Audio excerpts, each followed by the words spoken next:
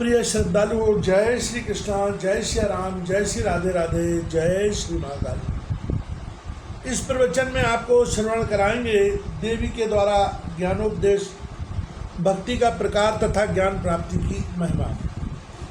हिमालय ने कहा, माता आप अपनी वह भक्ति बताने की कृपा कीजिए जिससे मुझ जैसे स्वार्थपरायण साधारण मनुष्य के हृदय में भी सुगमतापूर्वक ज्ञानोदय हो जाए। देवी बोली, राजेंद्र, मोक्ष प्राप्ति के साधन रूप मेरे 3 मार्ग परम प्रसिद्ध हैं, कर्मयोग, ज्ञान योग और भक्ति योग। तीनों में यह भक्ति योग सम्यक प्रकार से संपन्न किया जा सकता है क्योंकि यह परम सुलभ एवं मन के अनुकूल है तथा शरीर एवं चित्त को भी किसी प्रकार का कष्ट नहीं पहुंचाता। मनुष्यों के गुण भेद के अनुसार वह भक्ति भी 3 प्रकार की मानी जाती है।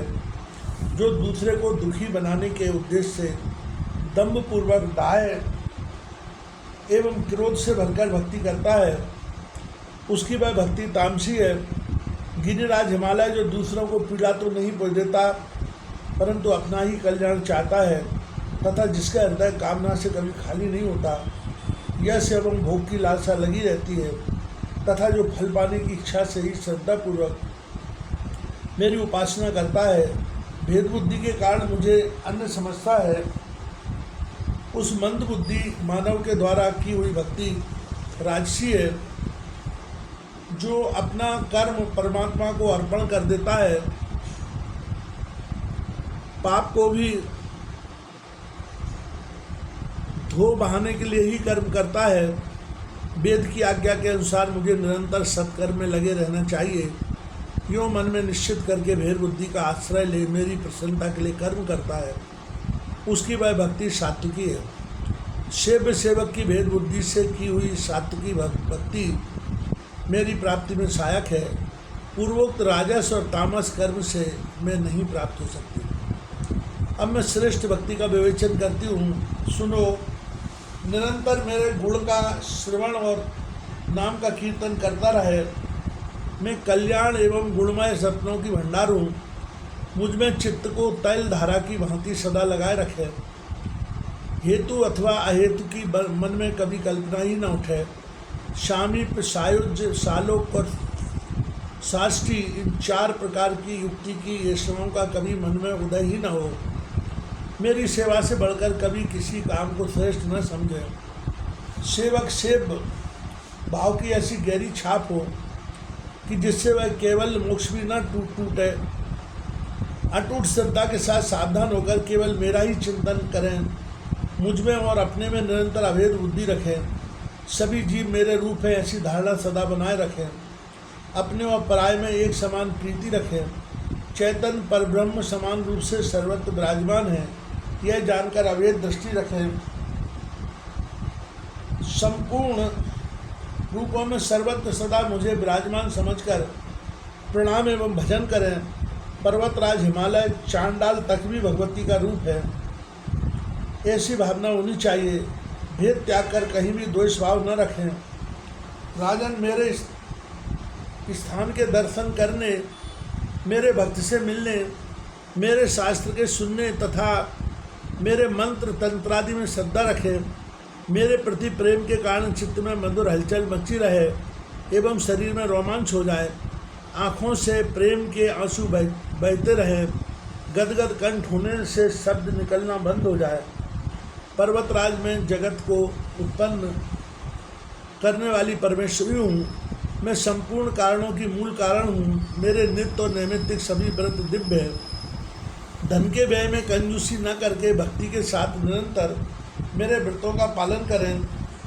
हिमालय मेरा उत्सव देखने की अभिलाषा करना तथा उत्सव मनाना पुरुष का स्वभाव ही बन जाए। उच्च स्वर से मेरे नामों का कीर्तन और नृत्य करें। मन में अहंकार न आने दें। शारीरिक अभिमान छोड़ दें। जो कुछ जैसा किया था वही प्रारब्ध के अनुसार प्राप्त हो रहा है, यह माने। शरीर के जाने अथवा रहने की कुछ चिंता न करें। उपर्युक्त प्रकार से मेरी जो भक्ति की जाती है उसे पराभक्ति कहते हैं, जिसमें देवी के अतिरिक्त किसी अन्य देवता का स्मरण तक न हो, वह पराभक्ति है। हिमालय इस प्रकार की विशुद्ध भक्ति जिसके हृदय में उत्पन्न हो जाती है, वह उसी क्षण मेरे चिन्मय रूप में स्थान पाने का अधिकारी बन जाता है। भक्ति की जो पराकाष्ठा है उसी को ज्ञान कहते हैं। वैराग्य की भी चरम सीमा ज्ञान ही है, क्योंकि ज्ञान प्राप्त हो जाने पर भक्ति और वैराग्य दोनों स्वयं सिद्ध हो जाते हैं। हिमालय, यदि भक्ति करने पर भी किसी मेरे भक्त को ज्ञान प्राप्त न हो तो वह मेरे दिव्य मणिद्वीप में जाता है। वहाँ जाकर भोगों में आसक्त न होता हुआ वह अपना काल बिताता है।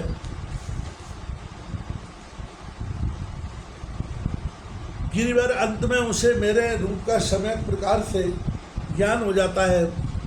उस ज्ञान के प्रभाव से वह सदा के लिए मुक्त हो जाता है।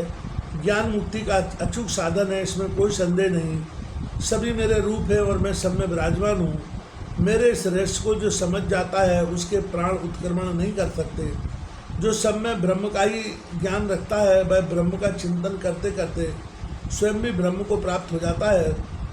जैसे सुवर्ण का हार गले में है किंतु ब्रह्मवश समझ लिया जाता है कि वह खो गया, फिर बुद्धि ठीक न हो जाने पर ब्रह्म मिटते ही वह मिल जाता है, क्योंकि वह मिला हुआ तो पहले से था ही।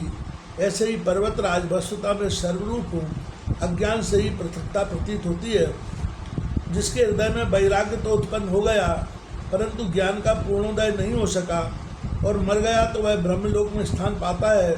एक कल्प तक ब्रह्मलोक में रहने के बाद उसका पुनः शुद्ध आचरण वाले श्रीमान पुरुषों के घर में जन्म होता है। तत्पश्चात साधन के द्वारा वह ज्ञान प्राप्त कर लेता है। राजन, अनेक जन्मों के सत प्रयत्न से ज्ञान की उपलब्धि होती है, अतः ज्ञान प्राप्त करने के लिए भली भांति यत्न करना चाहिए। प्रयत्न में शिथिलता रही तो बड़ा भारी हानि है, क्योंकि यह मनुष्य जन्म पुनः मिलना बड़ा कठिन है। यदि किसी प्रकार मानव जन्म मिल भी गया तो वर्णों में श्रेष्ठ विप्र और उसमें भी वेद पाठी होना महान दुर्लभ है।